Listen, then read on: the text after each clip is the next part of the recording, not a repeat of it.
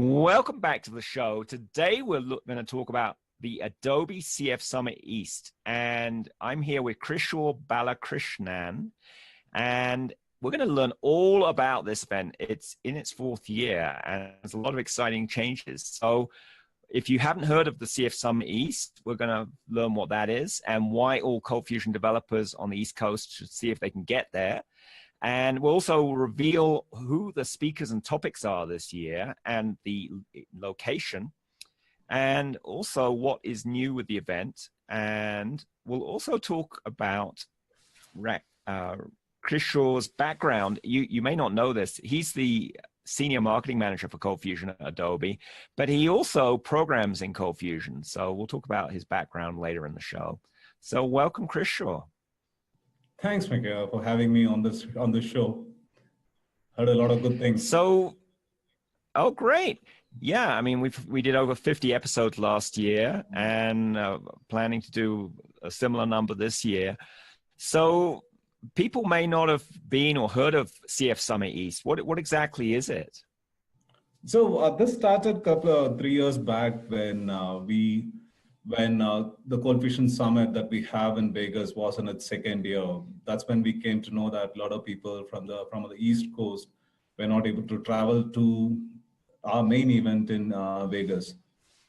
One, because some of them were not able to travel, and some other things were like, they were not allowed to travel to Vegas.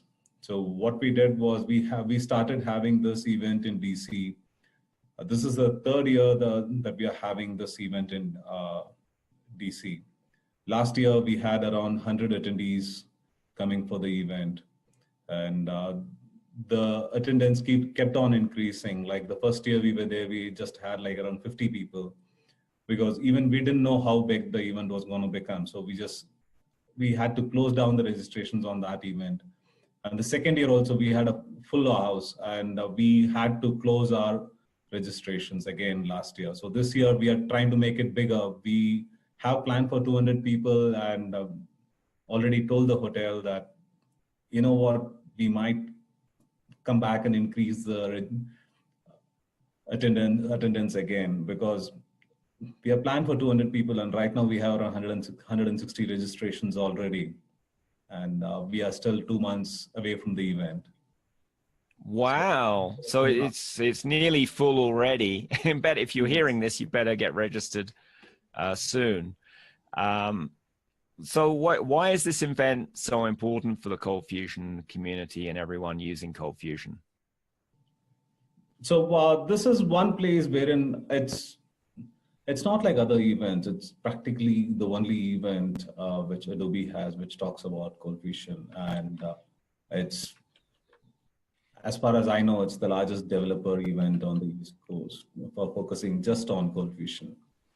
So this is one place wherein people could come and learn about the new features that are coming up in the product. More importantly, they get to network with a lot of co-developers who go through the same challenges that they go through day in and day out, and see how Adobe can help them. And it's a chance for us as Adobe to know about what are the challenges the developers are facing, and try to solve them in a good way. And that sounds like a good thing. I know we're going to talk in a moment about all the exciting talks that are happening, but also just being able to meet you and some of the other key Adobe people in ColdFusion is a really great opportunity. So, and networking with other ColdFusion developers, in the breaks between the talks. So I definitely echo that. So if someone's not sure whether they should go, why should they go? One of the other reasons is, look at the lineup of speakers. Most of the speakers have been with the product for as long as it has taken, like people like Charlie, people like Pete, people like Eric, Kevin. They have been with this product for long, and they know what are the problems that the customers typically face. And they bring in with them a wealth of knowledge talk to them about any issue, and they could give you at least 2 or 3 workarounds or 2 or 3 solutions to the problem. If that's not worthwhile the time, I don't know what else will be. I think that's a great reason. I will, I think it's also to learn what new things are coming up in ColdFusion. The other thing is also to talk about, Adobe's commitment towards the product. We come up with releases once every 2 years, and this also gives you a chance to learn about what are the new features that is coming up in the next release. Also, what is the direction which Adobe sees for the product. We always have a roadmap, at least. We plan to support the product till 2025, at least with the current release.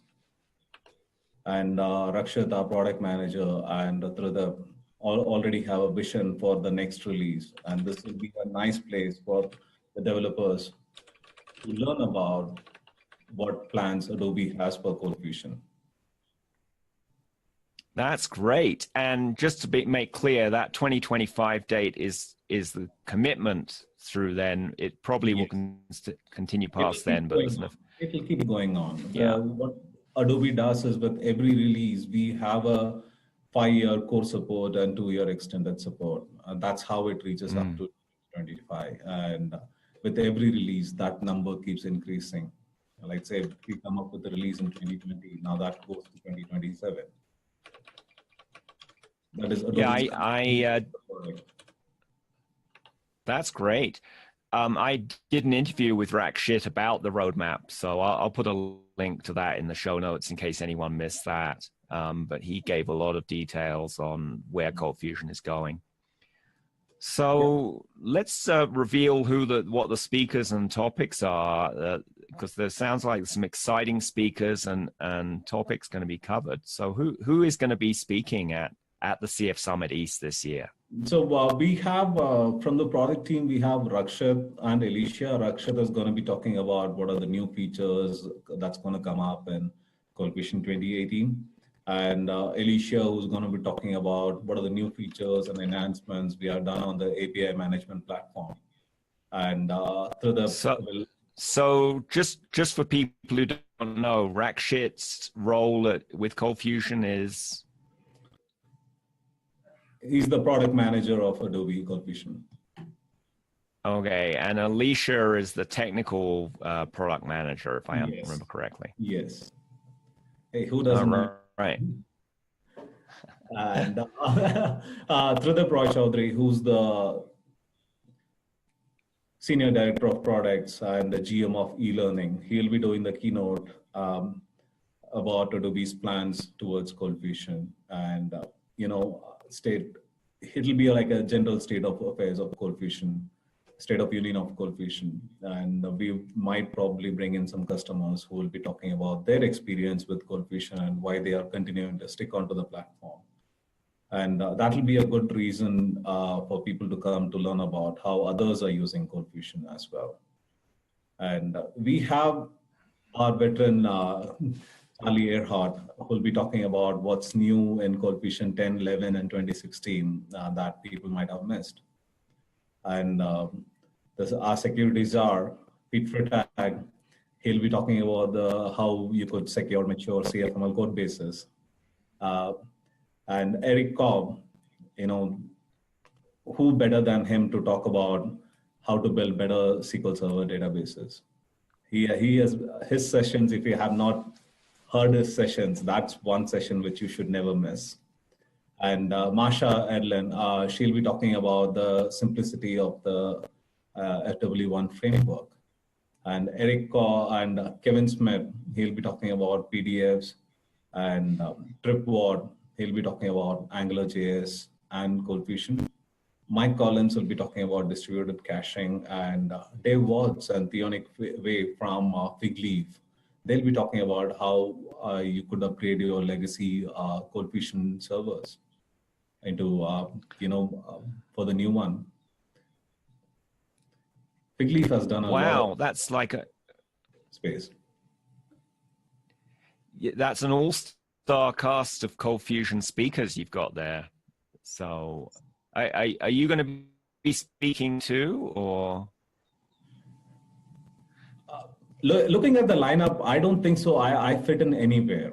I would love to talk about ColdFusion, Oh, but looking at the lineup, I think I need to at least have 10 or 12, 15 more years of experience to talk about to be even considered in this lineup. oh well, maybe you'll be talking in the hallway track in between topics to customers. So that I talk a lot. Yeah. So for people who don't know, when is the CF Summit East? This is on April 25th. It's a Wednesday. And it's all day, or what is it, 9 a.m. to 5 p.m.? It's from 8 a.m. to 5 p.m. 8 a.m. the breakfast starts at 8 a.m. Oh, you get breakfast if you go? Breakfast, lunch, and breaks. Wow. This must cost a lot to attend. How much does it cost to go to this? No, nothing. It's a complimentary event. No, you're kidding. This is in downtown Washington, D.C. at a fancy hotel. Includes breakfast, lunch, and breaks, 10 amazing speakers, and it's completely free. Yes. Wow. I don't think anyone has an excuse not to go to this event who lives anywhere near Washington, D.C. We try to make it like that. People should come. So, yeah. And it's pretty, where is it located this year? This is in Renaissance in downtown Washington, D.C., Renaissance Hotel. Mm-hmm. Yeah, it's on 9th Street. So it's pretty close to where last year's event was at the Marriott you had. Yes, it's around 2 blocks from there. It's 3 minutes walking time from last year's event. And that's near, I think, several metro stops. So the Marriott is right exactly next to a metro. It's called as Marriott at Metro, or sorry, I don't remember the name, but it has metro in its name. So it's very close to the metro station, yeah. So it's easy to get to this if you're coming from the suburbs of DC, or if you were coming from somewhere else, you could either stay in DC or you could stay in the suburbs and take the metro in either way. Yes. Well, that's great. So what's new in this year's CF Summit East from previous years? So previous years, as I told you, the attendance, we are planning on having a large number of attendees this year. Last year we had around 110 attendees. This year we're planning to get around 200 attendees, and I think we are on the right track. We have, if you look at our sessions, we are planning on having, we just had 10 sessions, and we are planning on covering all the features of the sessions, and hopefully we get these sessions recorded so that these recordings might become available later on. That would be great if you can do that. Yes. Hopefully. Did you record last year's, or is that's new? Sorry? Did you record last year's sessions, or is recording new for this year? We couldn't record, and that's why we want to do something this year. Great. And then I remember last year was called like the CF Summit, Government CF Summit East or something like that. But I don't notice the word government in the summit here. Is it not for government people this year, or? It's for both. So what happened was last year we promoted the event as Government Summit, and most of the people who are contractors in government agencies, they figured that it was not for them. But definitely that was never meant. That was never the intention of not getting those contractors also. So this year we said like it's open for everyone who's there in that area to come and join us. We would like to make so you could people as possible. Anyone who uses ColdFusion is welcome to come. Yes. Also, if anyone who wants to learn ColdFusion is also more than welcome to come. Yeah, that would be great to get fresh people into ColdFusion. So yes. So have you noticed ColdFusion growing over the last year, or what have you, from Adobe's point of view, have you seen from that? We have seen ColdFusion grow. During the last keynote at CF Summit had shown the growth trajectory. Obviously, we are not allowed to talk about the absolute numbers, but the numbers have grown both in terms of dollar value as well as in terms of the number of customers, also in terms of the number of units that we have sold to customers. So we have seen a growth. That's great to hear that. So yeah, because one of the themes of this podcast is ColdFusion is alive and it's a modern growing language. So yes, exciting to hear that from you. So if people are thinking, oh, should I go to Washington, D.C., is there anything interesting to do in D.C. apart from learning about all the amazing stuff about ColdFusion on at the CF Summit East? Or so the venue is in downtown, so there are a lot of attractions, which I think is within walkable distance from the venue, the National Mall and things like that. So, hey, if you want to make a weekend out of it, what other place than DC? Right, there's a bunch of, there's the Smithsonian museums, there's other museums, yeah. There's the White House, Congress, Washington Monument. Exactly.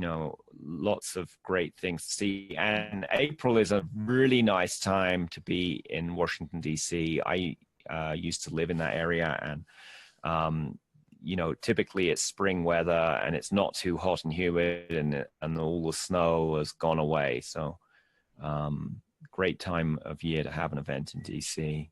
Exactly. So anything... Last year was a good weather for the event as well. Is that what you're saying? Yes. Yeah. Just in case people have an opinion of Washington, D.C., that it's hot and humid, which it is in July and August, but this time of year, it's very pleasant to be in.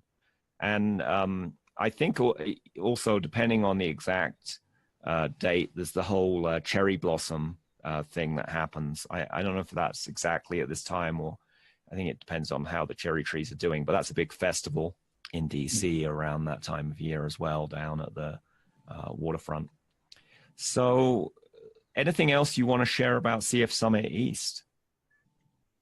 No, nothing much. So hopefully we get to see a lot of customers from the DC area and anywhere on the East Coast. Fabulous. So let's turn to why you're proud to use ColdFusion, because I know you're the marketing manager for the ColdFusion product, but you actually code in ColdFusion too, which I think you're the first marketing manager I've met who also codes in the product. So how come you code in ColdFusion? Did you used to be, did you start off as a ColdFusion developer, or? I started off as a developer. Not exactly a ColdFusion developer, but I started off as a, Java developer, then spent some time in testing, then became a QA manager. Actually, I joined Adobe as a QA manager, then did program management, then became a marketing manager. So all throughout, I had always kept in touch with my programming side. So even in my team, which is the marketing team, I code a lot.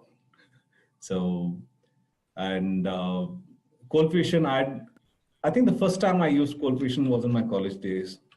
And this was way back, long time back.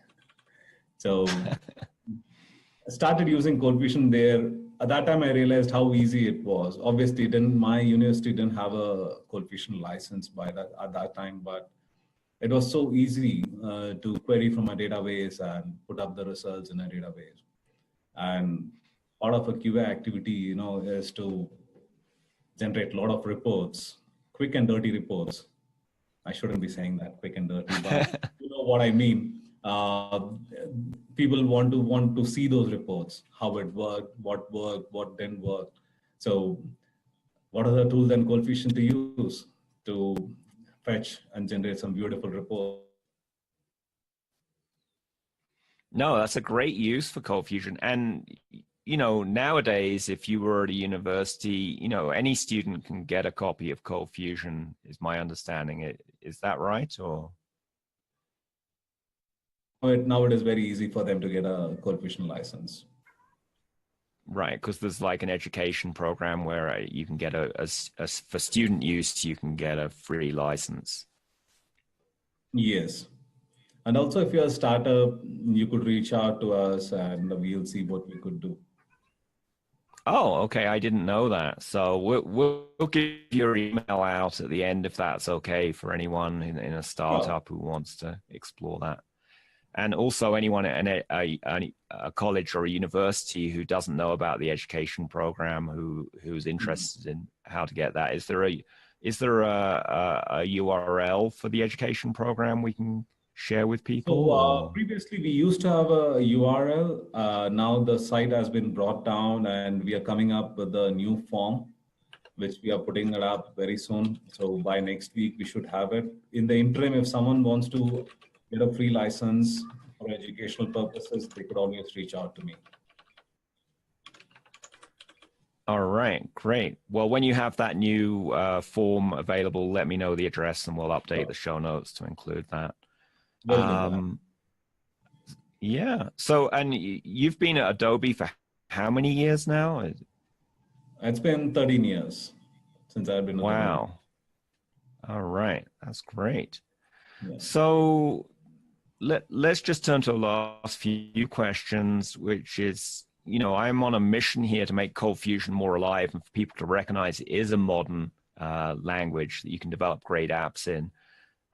What do you think, what would it take to make ColdFusion more alive this year?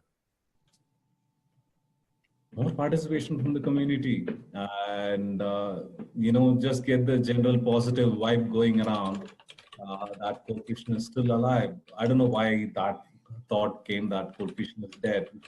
ColdFusion is live and doing well. And wherever I'd gone over the past couple of years, I'd seen a lot more people who are still developing applications. There are still people who create some amazing, applications that people, until the time people ask them what languages is that developed in, people always assume it to be something else. Then the moment they realize it's still done in ColdFusion, you should see the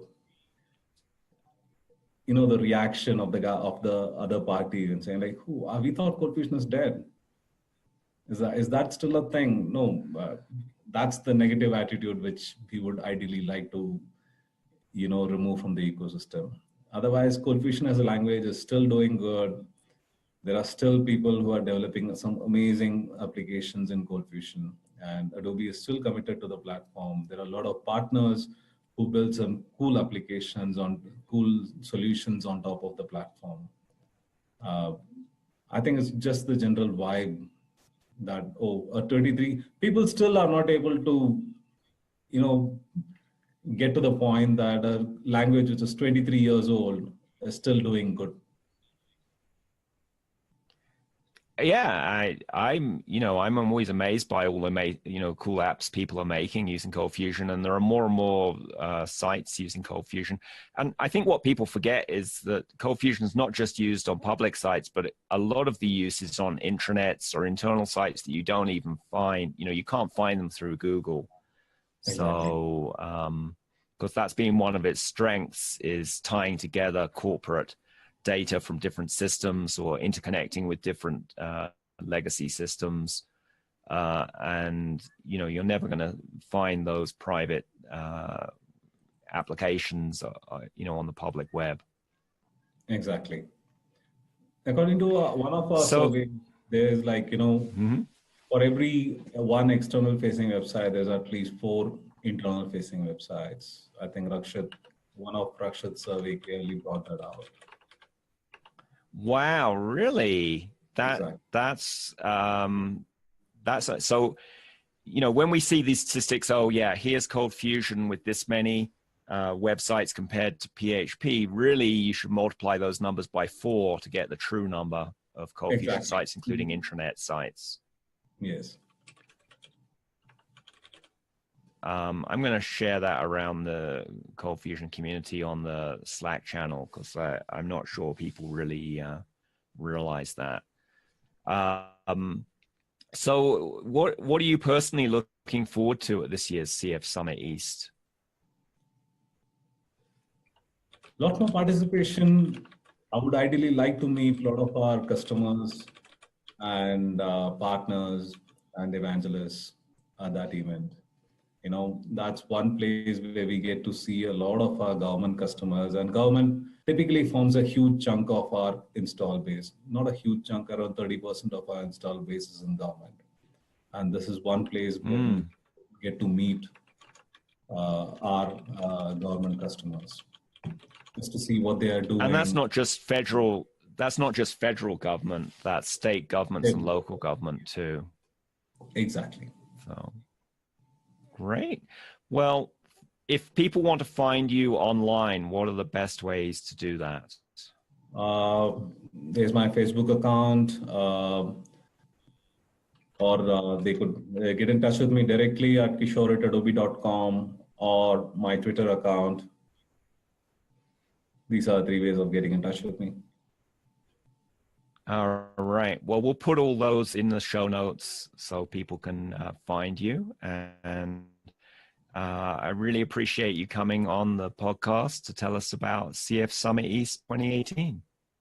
Thanks, Michaela, and thanks for staying up, getting up so early for this call. You're welcome. Okay. Thank you. All right. So I've stopped